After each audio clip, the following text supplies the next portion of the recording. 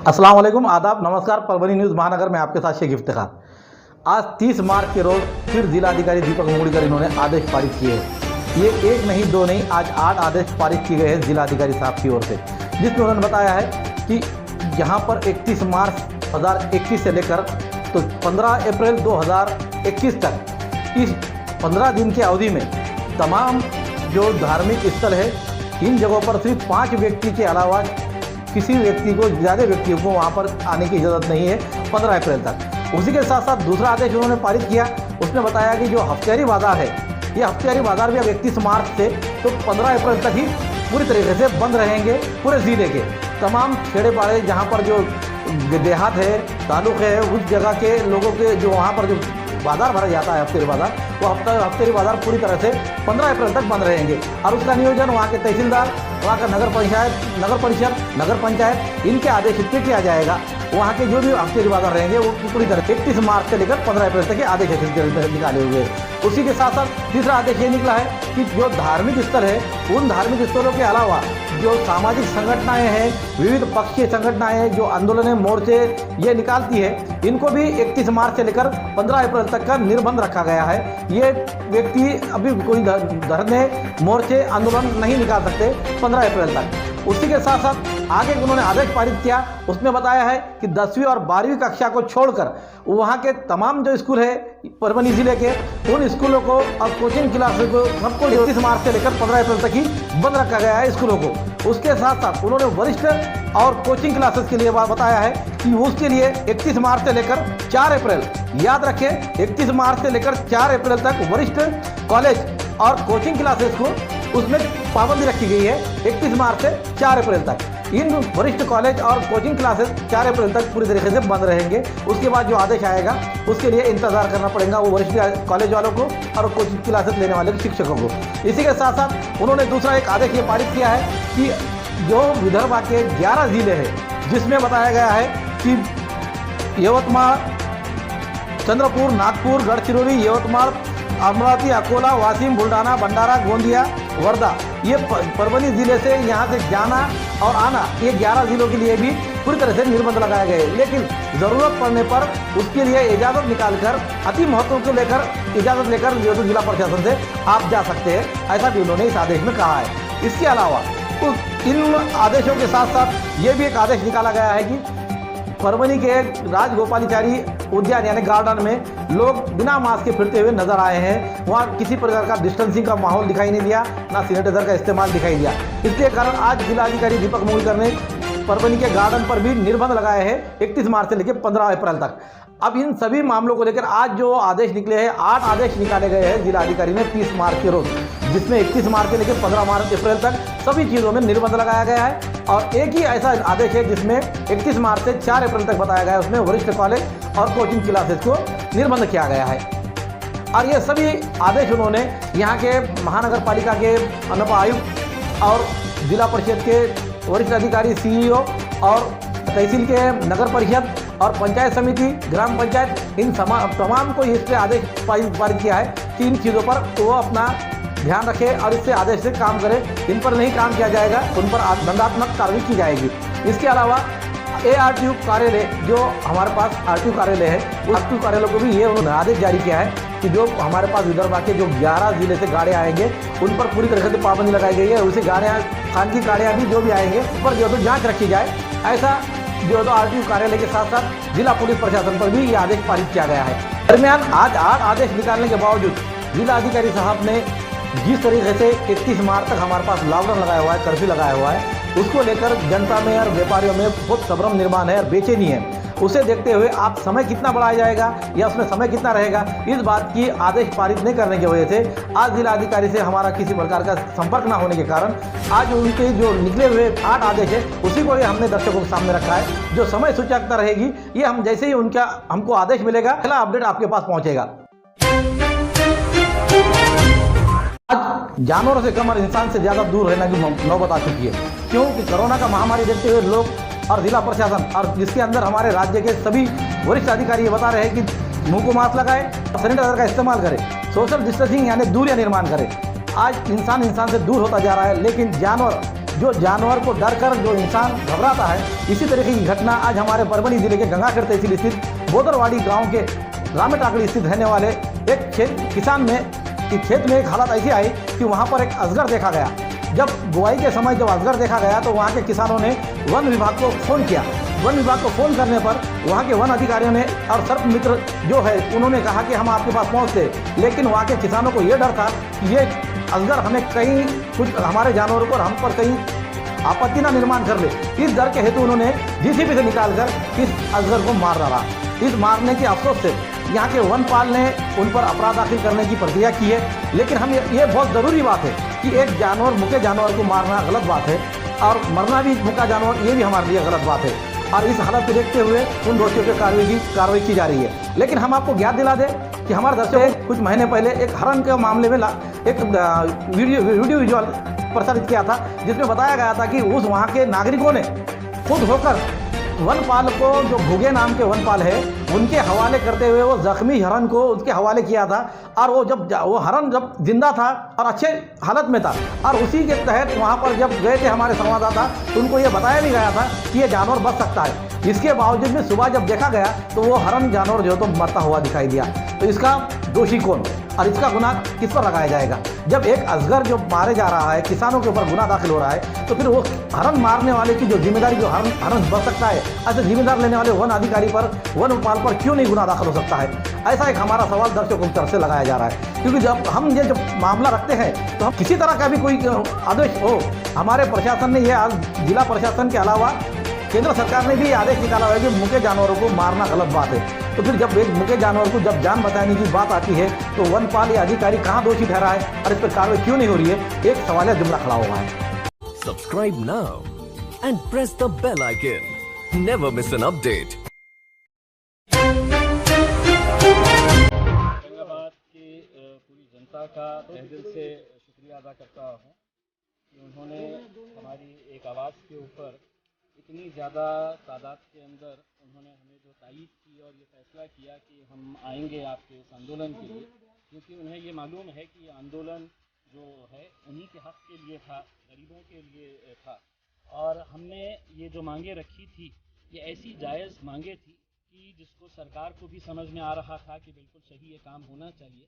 मैं अपने तौर से औरंगाबाद के जितने भी हमारे अधिकारी हैं, चाहे वो ज़िला कलेक्टर हो सुनील चौहान साहब हो, पुलिस कमिश्नर साहब हो, या म्यूनसिपल कमिश्नर साहब है, या डिविजनल कमिश्नर साहब,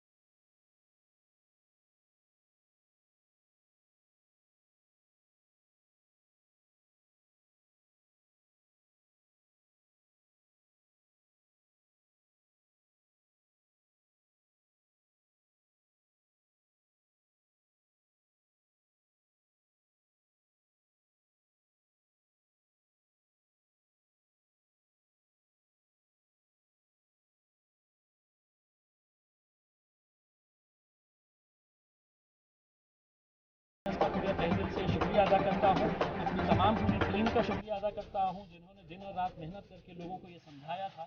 ये जो लड़ाई है ये किसी के खिलाफ नहीं थी, ये एक हमारा सिस्टम का फेलियर है। उस सिस्टम के फेलियर को बेहतर करने के लिए हमने ये लड़ाई लड़ी थी और ये लड़ाई के अंदर हमें कामयाबी मिली है। बहुत बहुत जीत किसकी हुई, मजलिस की हुई या जनता की जीत? देखिए, ये मुद्दा कभी भी मजलिस का हक ऐसा नहीं है। ये अलग बात है कि अगर मैं खासदार हूँ, मैं अगर मेंबर ऑफ पार्लियामेंट हूँ तो किसी एक पार्टी का हूँ, मैं यकीनन एमआईएम पार्टी का मेंबर ऑफ पार्लियामेंट हूँ।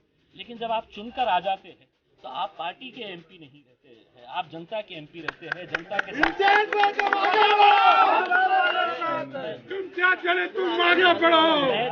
मैं जनता के लिए ये आवाज़ उठाया था। मुझे खुशी है कि इससे गरीब लोग बहुत ज़्यादा खुश होंगे, क्योंकि उनकी तकलीफें हमें देखी नहीं जा रही थी। अगला आदेश अगर मुख्यमंत्री साहब ने कहा कि कभी भी अगला आदेश आ सकता है, फिर देखिए, अब उन्हें एक बात ये समझ में आ गई है कि अब लोग जो है वो आपसे सवाल कर रहे हैं, हम आपका पूरा साथ देंगे। हम ऐसा नहीं है कि हम एक अड़ियल रवैया अपनाएंगे और हम ये कहेंगे कि हम जो कह रहे हैं वो सही है, लेकिन अगर चर्चा करके, अगर बातचीत करके, अगर हर एक का, देखिए कोरोना को भगाना है तो सिर्फ प्रशासन में बैठे हुए लोगों की जिम्मेदारी नहीं है, ये तो जनता की है, लोक प्रतिनिधि की है, सबकी है। हम सब मिलकर इसके ताल्लुक से जो भी अच्छा फैसला रहेगा उसके अंदर हम लेंगे। लेकिन हमारी जो, और ख़ास तौर से मेरी जो प्रमुख मांगनी है जिसके लिए हम ये कर रहे थे, उसमें उन्होंने साफ कहा है कि हम अगले 3 दिनों के अंदर या मैक्सिमम 4 दिनों के अंदर इस ताल्लुक से यहीं पर औरंगाबाद के अंदर एक मीटिंग लेंगे। सुनील केंद्रेकर साहब हमारे जो डिविजनल कमिश्नर हैं, उन्होंने खुद ने मुझसे ये कहा, वो नांदेड़ जा रहे थे, उन्होंने कहा कि मुझे आने दीजिए, मैं आते ही इस ताल्लुक से आपके साथ एक मीटिंग करके हम जितने पोस्ट भरने के हैं वो पोस्ट भरने का काम करेंगे। और हम ये समझते हैं कि लड़ाई हमारी जो है सिर्फ लॉकडाउन हटाना नहीं है, आने वाले समय के अंदर अगर कोरोना थोड़ा बहुत रहता भी है तो लॉकडाउन की सूरत कभी भी पैदा है। अच्छा, एक आखिरी सवाल सर मेरा कि पार्टी के कई लीडरों ने आपको समर्थन किया, कैंसिल हो गया है, लेकिन उन लोगों को क्या संदेश देंगे जिन लोगों ने आपको समर्थन किया? नहीं, मैं तो तमाम लोगों का शुक्रिया अदा करना चाहूँगा कि देखिए मेरे पास जो लोग आए थे, अगर आप उन लोगों को देखेंगे, जैसे MPSC के एग्ज़ाम में बैठने वाले लड़के, ये सब ग्रामीण इलाकों से आते हैं। 11 तारीख के दिन उनका एग्ज़ाम है और वो जिस तड़प के साथ मेरे साथ पास आए और उन्होंने कहा कि साहब हमारा 11 तारीख, हम उसमें से कई बच्चे ऐसे थे जिनका वो लास्ट अटेम्प्ट था, आखिरी अटेम्प्ट था। उनकी ये थी कि साहब किसी तरह से हमारे को यहीं पर रहने दीजिए, हमारे जो कोचिंग क्लासेस हैं वो चलाने की हमारे को इजाज़त दीजिएगा करके। तो बहुत सारे मुद्दे हैं जिन जिन लोगों ने भी समर्थन दिया है और हमारा इसके अंदर तायीद की है, चाहे फिर वो हमारे सुमित खंबेकर हो मनसे के, या हमारे कन्नड़ के हमारे हर्षवर्धन जाधव साहब हो, या और दूसरे जितने भी संगठन के लोग हो। कई सारे दलित संगठनों ने इसके अंदर शामिल होने का फैसला किया था, कई सारे कारोबार करने वाले लोगों ने इसका फैसला लिया था कि हम इस मोर्चे के अंदर शामिल रहेंगे। मैं उन सब का धन्यवाद देता हूं और उनको ये कहूँगा कि आप अपने धंधे को अच्छे तरीके से चलाइए, लेकिन ये ख्याल रखिएगा कि कोरोना अभी गया नहीं है, तो कोरोना के जितने भी एहतियात करना है वो एहतियात। कल आपका मोर्चा है क्या? नहीं, अब मोर्चे का सवाल नहीं है, क्योंकि अब जो हमारी मांग थी वो मांग है तो पूरी हुई है। अगर 3-4 दिनों के बाद जब हम ये इसके ऊपर चर्चा करेंगे, हमारा ये नहीं था कि हम मोर्चा निकाल के कोई अपनी ताकत दिखाना चाहते थे, हम तो सिर्फ तो सरकार को नींद से जगाना चाहते थे कि ये मुद्दे हमारे शहर के, हमारे ज़िले के लिए बहुत मायने रखते हैं, आप उसका हल निकालिए। अब वो एक रास्ता हमारा खुल गया है, दूसरा रास्ता 3-4 दिन के अंदर इसके अंदर कुछ ना कुछ तो पॉजिटिव पॉइंट निकल के आएगा। खासदार इम्तियाज जलील जिंदाबाद, खासदार इम्तियाज जलील जिंदाबाद, खासदार इम्तियाज जलील जिंदाबाद। मराठीमध्ये पाहिजे आज जिल्हाधिकाऱ्यांनी आता जाहीर केलं आहे की लॉकडाऊन जो आहे तो रद्द होणार आहे, यामध्ये आपण आपली पहिली प्रतिक्रिया काय राहणार? धन्यवाद देतो. औरंगाबाद जिल्ह्याचे आमचे जितके अधिकारी आहे ते विशेषकर सुनील चौहान साहेबांच्या, पोलीस कमिशनर साहेबांच्या, विभागीय आयुक्त साहेबांच्या, महानगरपालिकाचे आयुक्त आणि rural superintendent Mokshada Patil madam यांच्या सगळ्यांचा मी धन्यवाद देतो त्यांना की इस तरह नेशनल चैनल वालों ने जिसमें हाहाकार मचाया है, उसमें हमारे NDTV के रवीश कुमार ये हमेशा कहते हैं कि गोदी मीडिया एक तरह की बात करता है। हम आपको एक बात पता चले कि हमारे पंतप्रधान नरेंद्र जी मोदी इन्होंने जो गैस उज्ज्वला गैस योजना निकाली थी, जो गरीबों की झोपड़पट्टी में भी अब चूल्हा नहीं जलेगा, वहाँ पर चूल्हा नहीं जलेगा, ये वाकई में शब्द उन्होंने इस्तेमाल किया। क्यों कि वहाँ पर गैस सिलेंडर दिए गए। लेकिन अब आपको ये बात बता दें कि महाराष्ट्र राज्य ने जो योजना निकाली हुई है उसमें ये बताया गया है कि राशन कार्डों पर जो नियोजन रखा जा रहा है उसमें शपथ पत्र लिखा जा रहा है कि जिसके पास गैस सिलेंडर है ऐसा लिख के देने के बाद उसका राशन से आने वाला अनाज बंद हो जाएगा। अब ये संभ्रम में है कि वो अनाज बंद हो जाएगा तो फिर गैस का रख के हमको उपयोग क्या होगा? जब अनाज नहीं आएगा तो घर में गैस का चूल्हा ही नहीं जलेगा तो लकड़ी के चूल्हे की भी क्या जरूरत रहेगी? अब यह हालत हमारे पास के ताड़कलस में, जो परभनी जिले के ताड़कल जो गांव आता है, उस गांव के अंदर हमारे संवाददाता ने जब वहाँ की जानकारी ली और वहाँ के राशन दुकानदारों से मिलकर वहाँ के जो जिन उज्ज्वला गैस के धारक है ऐसे घरों से भी उनकी जानकारी ली और वहाँ बताया गया है कि उसमें एक शपथ पत्र लिख कर देना है कि राशन कार्ड वाले को कि उसमें आपको गैस सिलेंडर नहीं है, लेकिन उज्ज्वला का जो इस्तेमाल किया जा रहा है वो गैस अगर से उसमें बताया गया तो फिर इनका राशन अनाज मिलेगा या नहीं, ये एक सवाल है, जुमला खड़ा हुआ है। आइए देखते हैं वहाँ की क्या मालूमात है, ये हमारे दर्शकों को हम बताने के लिए हमारे संवाददाता वहाँ के फिरोज पठान, इनसे क्या उन्होंने जानकारी दी ये आपके सामने रखते हैं। सुरेश बाबूराव गायकवाड, राहणार तारकळस, येथील रहिवासी आहे आणि मी दरवेळेस राशन आणायला जातो आणि यावेळेस गेलो तर राशन दिलं, पण आता हे फॉर्म भरून द्यायचे सांगितले आणि या फॉर्ममध्ये असं हमीपत्र आहे की तुम्हाला जर गॅस असेल तर तुमचं राशन बंद होणार आणि गॅस चुकीची माहिती दिली तरी पण गॅस राशन बंद होणार आणि भरून दिला तरी राशन बंद होणार। त्याच्यामध्ये शासनाने योग्य ते निर्णय घ्यावा आणि आमचं राशन बंद करू। काय वाटते असं तुम्हाला की हेच सरकारने 2 वर्षाखाली उज्ज्वलाच्या माध्यमातून 100 रुपयाला गॅस देते आणि गॅस आता असल्यावर नाव वगळण्यात येईल, तुम्हाला काय वाटतं याच्यामध्ये पूर्ण शासनाची फसवेगिरी आहे आणि सुरुवातीला आम्ही चुलीवर स्वयंपाक करायचो आणि 100 रुपयामध्ये गॅस दिला म्हणून गॅसवर स्वयंपाक करायचो।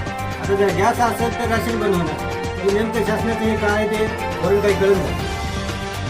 काय अपेक्षा आहे तुमच्या, काय करावं याच्यामध्ये शासनाने राशन बंद करू नये सर्वसाधारण माणसाचं, त्याच्यामुळे खूप म्हणजे मध्यमवर्गीयाचं खूप नुकसान आहे। काय करावं, गॅसही नाही, काय करायचं तुम्हाला, हे 100 रुपयाला 900 रुपये घ्यायला गॅस भरायला, हे 100 रुपया तुम्ही दिलाय तुमच्या फायद्यासाठी, इथे लावायचा 900 काय सबसिडी म्हणजे सबसिडी सुद्धा पडणार का, तिकडे सरळ ओढायचं का, गरीबाईला काय। मग तुम्ही ते फॉर्म भरून देणार आहेत की नाही?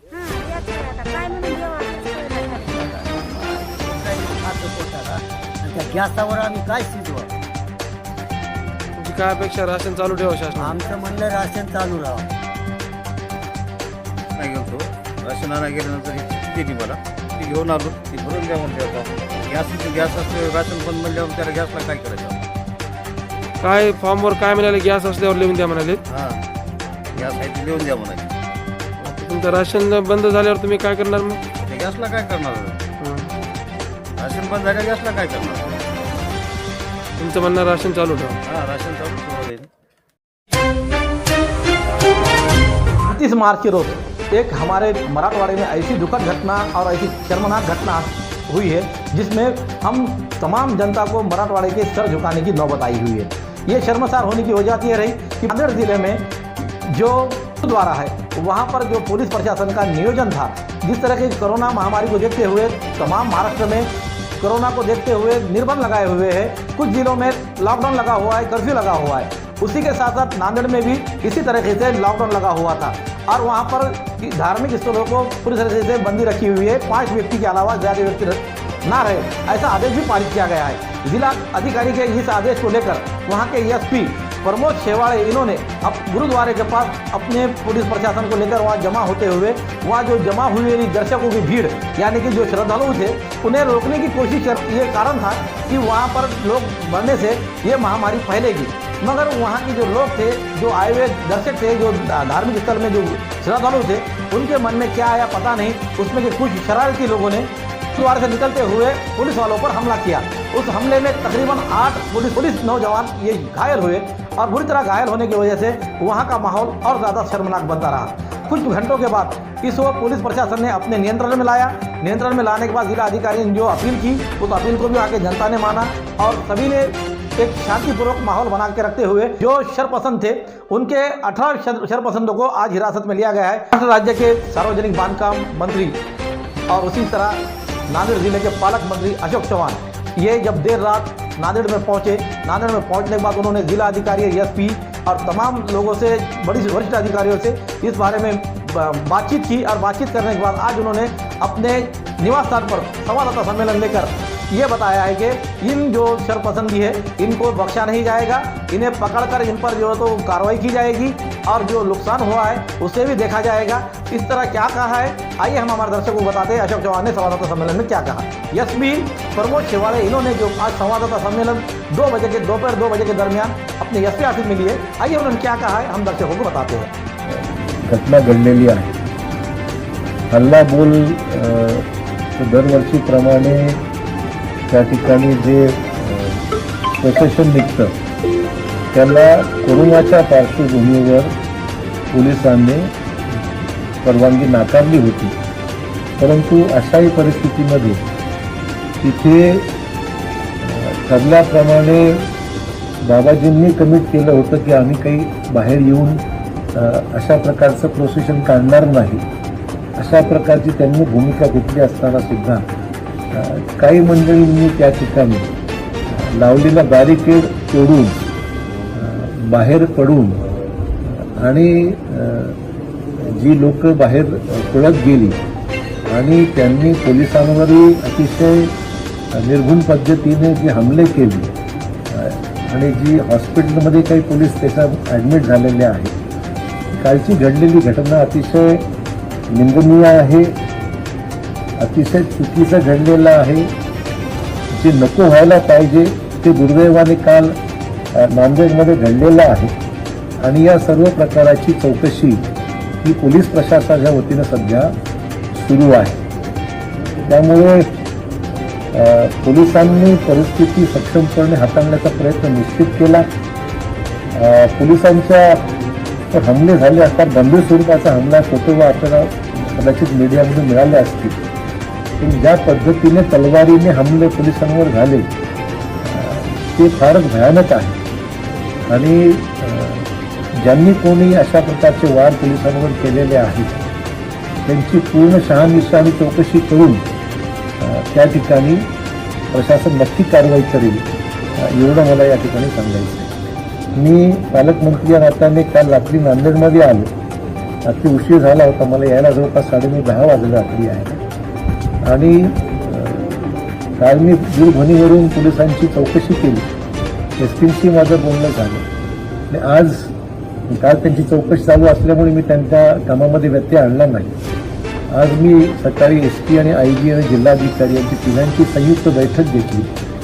सगळ्या प्रकरणाची बारकाईनं माहिती घेतली. राज्य प्रशासन राज्यातील शासकीय यंत्रणा याची माहिती तिथं अगोदरच गेलेली आहे.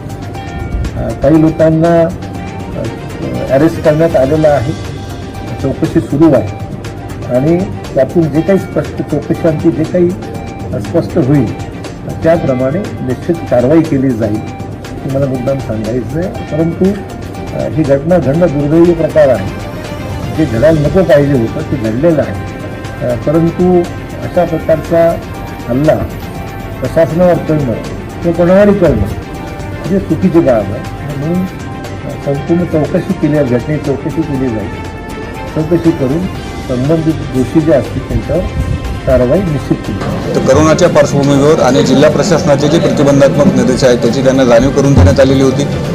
संबंधितांची बैठक घेऊन सूचित करण्यात आलेलं होतं आणि हल्लाबोलची परवानगी नाकारण्यात आलेली होती. येथील जे गुरुद्वारा आहेत, सचखंड गुरुद्वारा, लंगर साहेब गुरुद्वारा, इथले धर्मगुरूंना सुद्धा जिल्हा प्रशासनाच्या वतीने विनंती करण्यात आलेली होती आणि कोविड रुग्णांची वाढती परिस्थिती पाहता त्यांच्याकडनंही आवाहन करण्यात आलेलं होतं की पारंपरिक मार्गाने जो हल्लाबोलचा कार्यक्रम आहे तो यावर्षी रद्द करण्यात यावा आणि गुरुद्वारात आतल्या आतच हल्लाबोलचा कार्यक्रम करावा. त्याप्रमाणे बंदोबस्ताचं नियोजन करण्यात आलेलं होतं. परंतु तरुण मुलं जे आहेत ते हे ऐकण्याच्या मनस्थितीत नव्हते. तर हल्लाबोलच्या दरम्यान साधारण 5:15च्या दरम्यान ते गेटच्या बाहेर आलेत आणि पारंपरिक मार्गाने त्यांनी हल्लाबोलची मिरवणूक काढली. त्यांना प्रतिबंध करत असताना काही कर्मचारी आमचे जखमी झालेले आहेत. एकूण 8 कर्मचारी जखमी झालेत. त्यांची उपचार सुरू आहे आणि तब्येत सध्या स्थिर आहे. 8 वाहनांचं नुकसान झालेलं आहे. एकूण 3 गुन्हे वजीराबाद पोलीस स्टेशनला दाखल आहेत. 61 आरोपी प्लस अज्ञात 300 ते 350 लोकांविरुद्ध विविध CCTV फुटेज, व्हिडिओ कॅमेरे आणि मोबाईल शूटिंग याचा अवलोकन करून आरोपी निष्पन्न करायची कारवाई सुरू आहे. आत्तापर्यंत एकूण 18 आरोपी ताब्यात घेण्यात आलेले आहेत. आज त्यांना कोर्टात हजर केले जाईल, त्यांची कस्टडी घेतली जाईल आणि पुढील तपास करून अजून नाव निष्पन्न केले जाईल. हमारे न्यूज़ आपको किस तरह पसंद आ रहे हैं, इसके लिए लाइक करें, शेयर करें, कमेंट्स करें, सब्सक्राइब करना ना भूलें. Subscribe now and press the bell icon. Never miss an update.